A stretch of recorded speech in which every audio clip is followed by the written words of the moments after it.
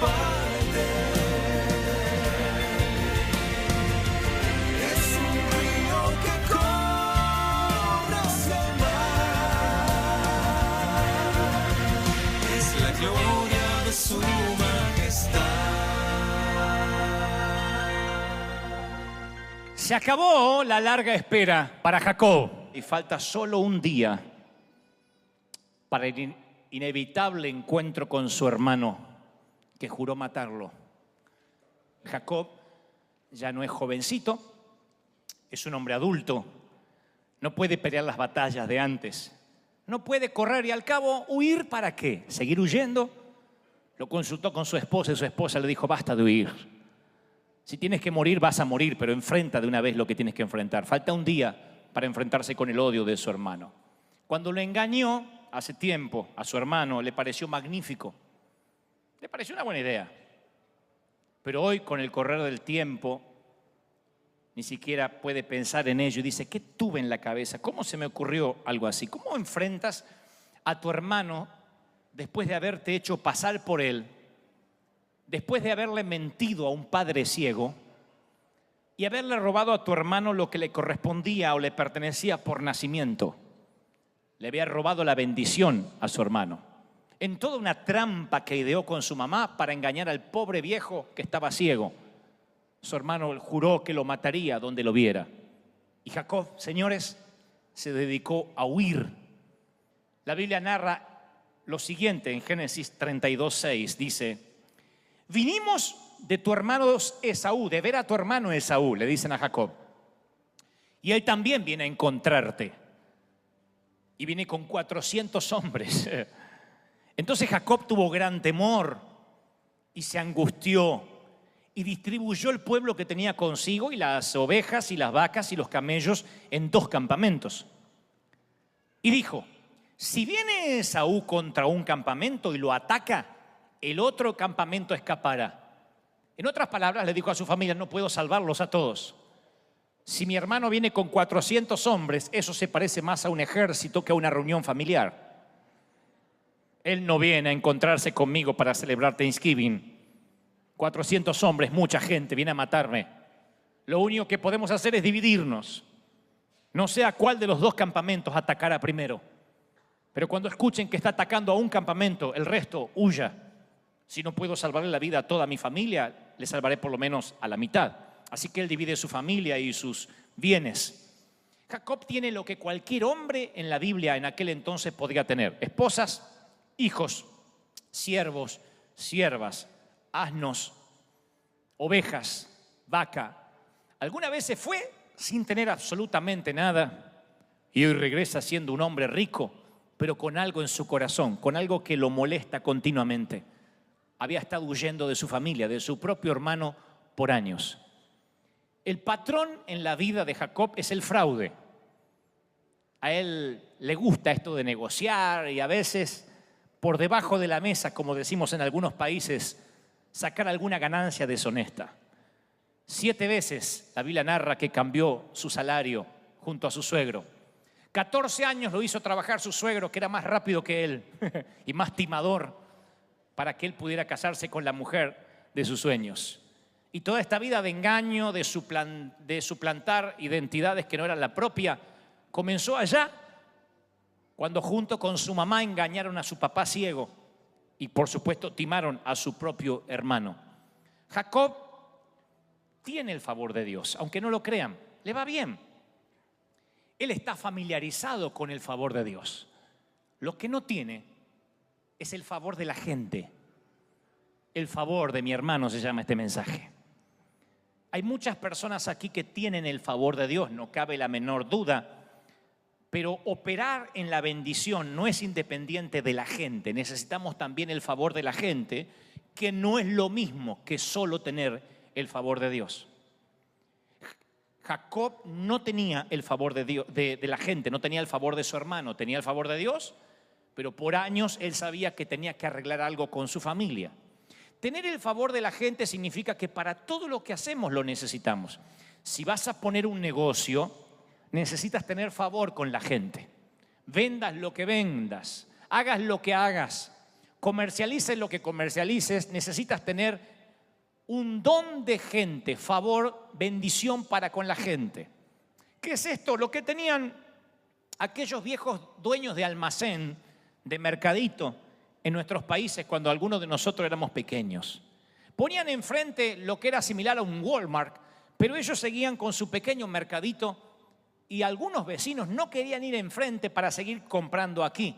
Cuando le preguntabas por qué, te decían algo como, bueno, fui enfrente, hay más variedad, es cierto, pero hay una cajera que ni siquiera me dice buenos días.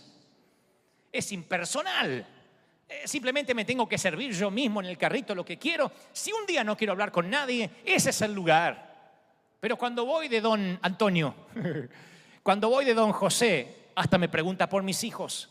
Conoce el nombre de cada uno de ellos. Él le fiaba a mi marido cuando vivía, cuando no podíamos pagar. Él tiene el favor mío.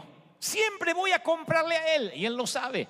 Y ese hombre sigue prosperando, sigue alimentando a sus hijos con su pequeño mercadito, a pesar de una competencia atroz cruzando la calle, porque tiene el favor de la gente. Todos los hombres de Dios que somos llamados a predicar, interpreto, quiero creer que tenemos el favor de Dios. No todos tienen el favor de la gente.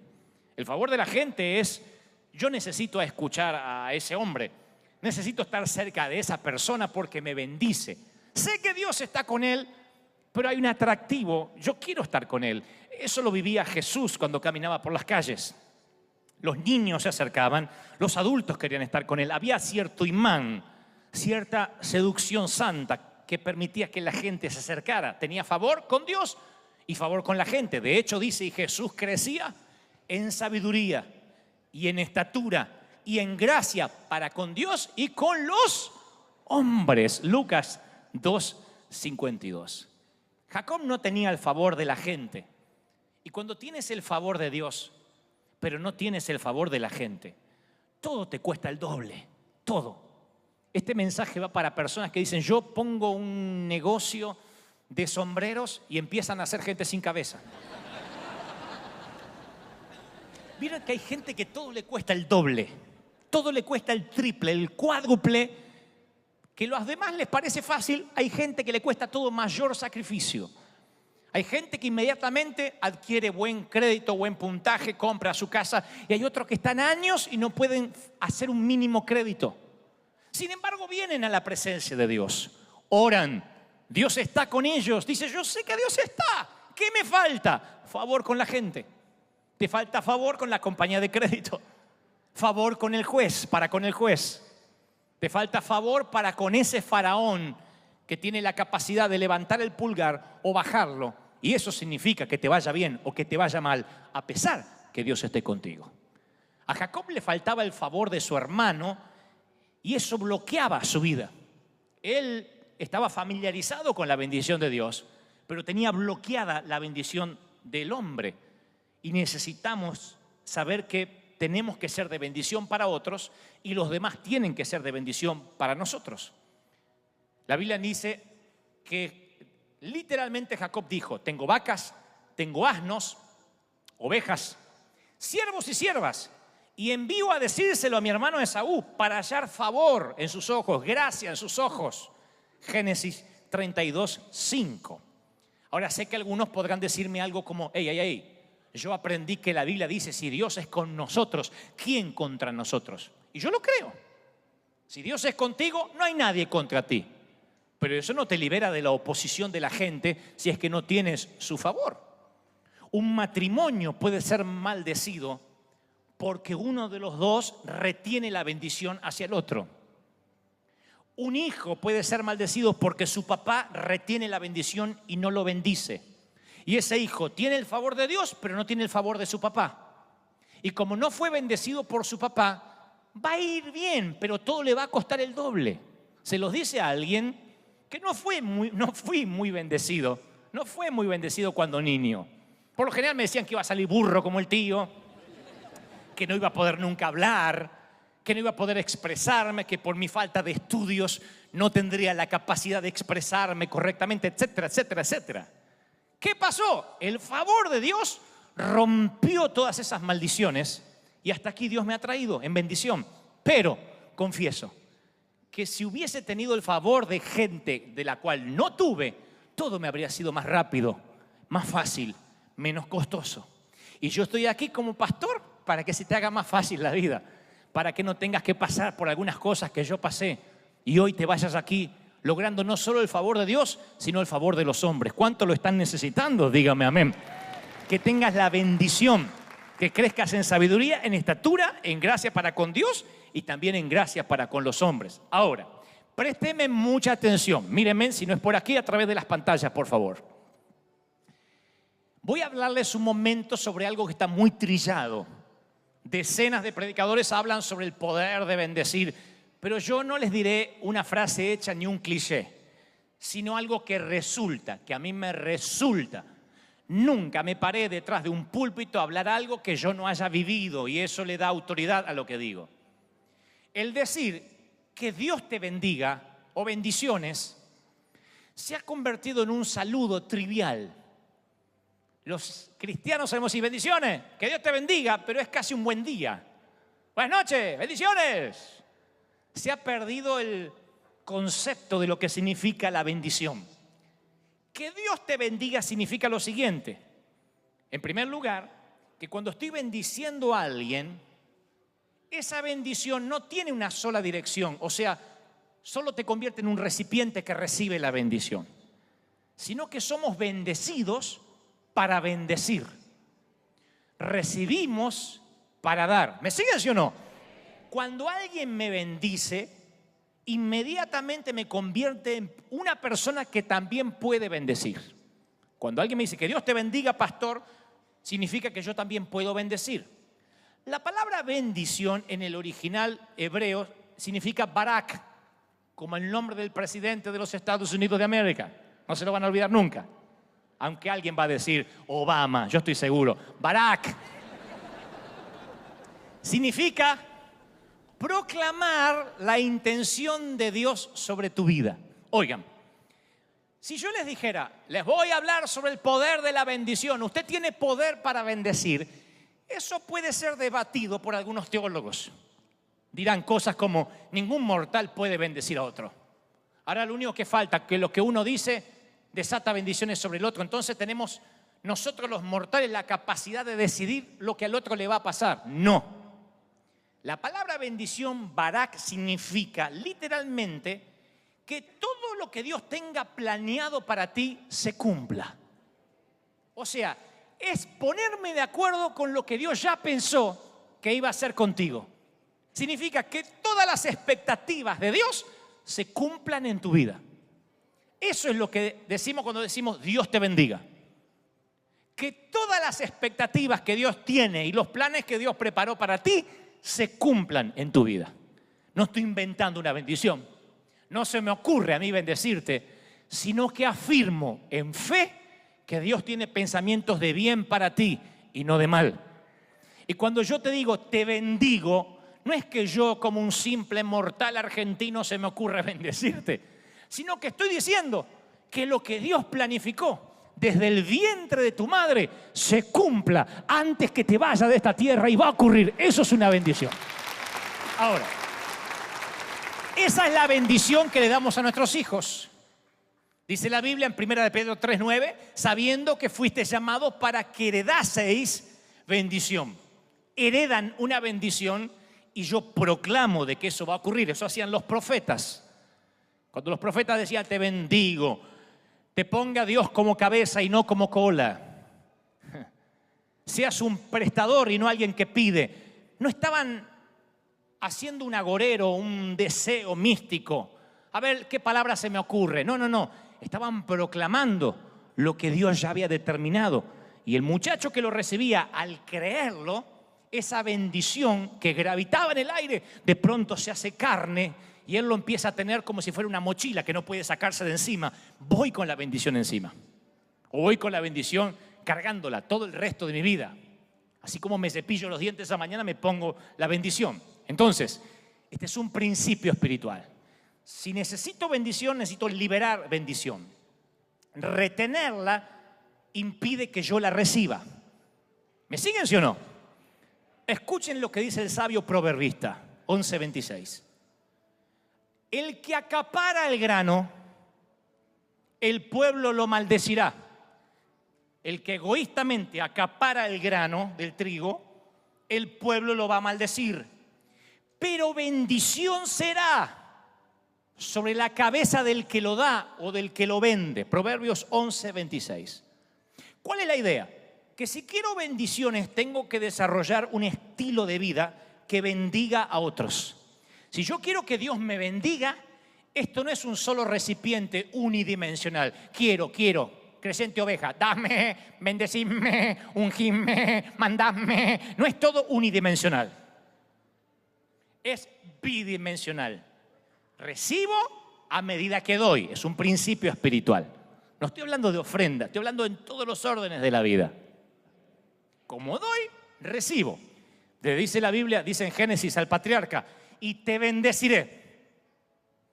Oigan, si los que tienen planificado poner un negocio, trabajar por su cuenta, no necesitan esta bendición como el agua o como el aire que respiran. Te bendeciré y engrandeceré tu nombre y serás bendición. Bendeciré a los que te bendijeren. Génesis 12:1. Te bendeciré, engrandeceré tu nombre. Alguien a quien yo estimo mucho, en nuestras primeras cruzadas nos sembró mucho dinero para los eventos.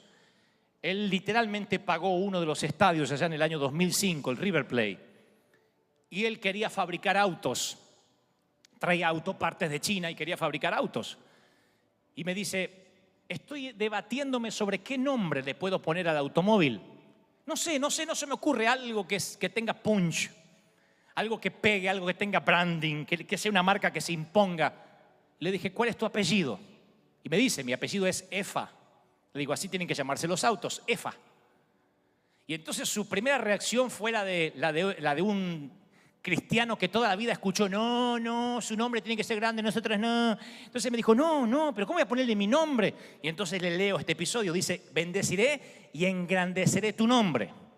La Biblia no dice que te dará bendición sobre un nombre que se te ocurra, sino engrandeceré tu nombre, te daré favor para con los hombres, bendeciré a los que te bendijeren. Así que empezó a fabricar los Efa. Y me dice, ¿de verdad me estás diciendo? Le digo, sí, es una promesa bíblica. Así como me ha sido de tanta bendición a mí y a través mío a miles de personas en todo el mundo, Dios te va a bendecir. Y Dios lo empezó a bendecir y empezó a prosperar. Y no solo fabrica autos, sino que empezó a fabricar artículos para Navidad y otros artículos que traía de Japón. No, se metió en tantos, decenas de negocios. Y siempre que habla conmigo me dice, todavía recuerdo la palabra que soltaste sobre mí, aquella que Dios soltó sobre el patriarca. Bendeciré a los que te bendijeren y engrandeceré tu nombre. ¿Alguien toma esta promesa esta mañana? Dígame amén. Ahora, había un pastor de la vieja escuela, de esas de las cuales yo también aprendí, que todos los días pasaba por un club nocturno donde bailaban mujeres con poca ropa, entre otras cosas, y había mucho licor, y estaba cerca de la iglesia, y todos los días él pasaba y maldecía el lugar y decía, sécate, cierra las puertas, demonio, te reprendo, y pasaba por la vereda.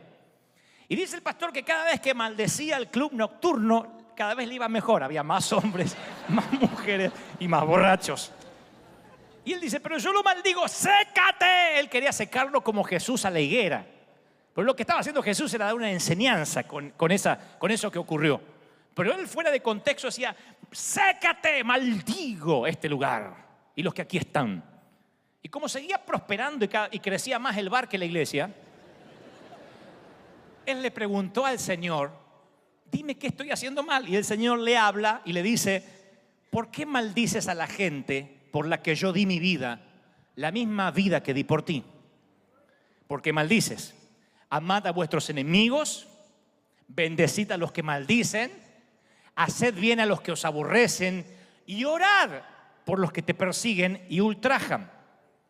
Y dice el pastor que las palabras de Jesús, ¿por qué maldices a aquellos por los cuales yo di mi vida, al igual que la di por ti? Esas palabras resonaban en sí mismo tan fuerte que decidió volver a pasar por el club durante la semana siguiente y bendecirlo, pero dice, era como hablar un nuevo idioma para mí. Yo veía a los borrachos que salían con una pantaleta en la mano y no lo podía bendecir. Y el Señor decía, bendícelo. Pero bendecir no significa estoy de acuerdo con lo que estás haciendo. ¿Vieron que hay gente que dice perdón, pero no te puedo bendecir? Bendecir significa que Dios cumpla el verdadero propósito en ti. Y suelta sobre el borracho con la pantaleta en la mano algo que él ni tiene en su horizonte, que es conocer a Cristo. Así que él oró por el dueño del bar y por la gente. Dijo, yo los bendigo y que el Señor conceda las peticiones para todos ellos y que lo que Dios haya planeado desde el vientre de la madre, que no creo que haya planeado que estén borrachos, se cumpla en ellos. En una semana, abruptamente, el bar cerró y muchos de los que venían ahí comenzaron a venir a la iglesia porque se había cumplido el propósito por el cual Dios los había llamado. Ese es el poder de la bendición. Les voy a contar una historia asombrosa y luego regresaré a Jacob. Es una historia asombrosa y me aseguré que ocurrió. Ustedes dirán, no puede ser. Sí, es una historia asombrosa. En primer lugar, cuando Dios termina de hacer toda la creación, Él dijo que se alegró porque todo lo que hizo era, ¿cómo era? Bueno. ¿Sí? ¿Sí o no? Todo lo que hizo era bueno. Todo. No hay nada que hizo que era malo. El murciélago no es malo. El ratón no es malo, la cucaracha no es malo. Todo lo que hizo, él dijo, es bueno. Porque todo animal, todo insecto, toda plaga tiene un propósito para el cual fue creado. De modo que este ecosistema sea lo que es. Dios dijo, todo es bueno. No dijo, lástima que me salieron algunos animalitos mal. Él dijo que todo era bueno. Un hombre de Dios llamado Joe Kirkwood se le metió una plaga de ratas en la casa. Y entonces le caminaban por debajo de las escaleras, trajo plaguicida, trajo exterminadores, les ponía veneno y las ratas engordaban. Decía, gracias por la comida. Y crecía, y se reproducían. Había una plaga de ratas. Y dice, yo los maldije tantas veces como pude. Cosas como, pero malditos ratones, ratas inmundas, ratas del infierno. Y los maldecía, y los maldecía, y los maldecía. Cada vez más gordas las ratas, se embarazaban las ratas de los ratones. Un día oyó un mensaje como el que yo estoy predicando hoy, en el Lucifer. Y él dijo, yo no puedo bendecir a un animal, menos si es destructivo y si es plaga. Pero alguien le recordó que todo lo que Dios hizo tiene un propósito y todo es bueno. Alguien está pensando en termitas y cucarachas de su casa en este momento. Así que el hombre dijo, se paró con su esposa, la esposa decía, estás loco viejo, y él dijo, probamos de todo, veneno, exterminadores, probemos esto. Por la noche dijo, señores ratones, no sé para qué Dios los haya creado, pero estoy seguro que parte de esa idea no era que se instalaran en mi casa. Así que los bendigo a toda la familia de ratas para que se cumpla el propósito por el cual fueron creados y los libero para que se vayan a su hábitat natural. Al día siguiente no quedó una sola rata porque la bendición los había echado a su verdadero lugar. Y el pastor, oigan, el hombre escribió un libro y se dedica a dar conferencias por el mundo y ha pasado con castores, con termitas, con roedores. Y yo dije, esto se lo tengo que decir a la iglesia. Alguien necesita sacar una plaga de la casa ya y no tiene idea cómo, probó de todo. Me lo prueban mañana por la mañana y me cuentan el domingo, por favor. Se nos metieron cucarachas el otro día en la oficina. Y aparecen y tocan una de las cosas más sagradas que yo tengo. De las que más amo. El café.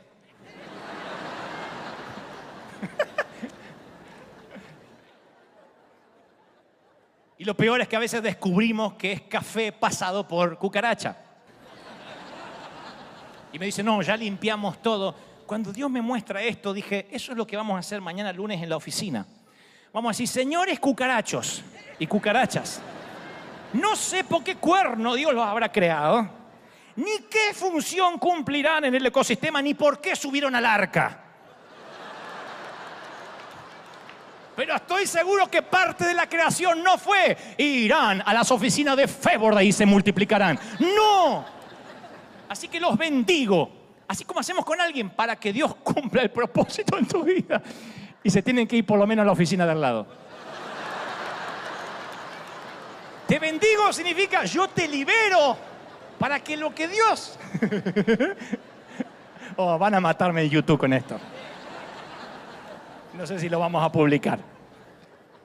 Te libero para que Dios cumpla el propósito en tu vida. ¿Tiene sentido?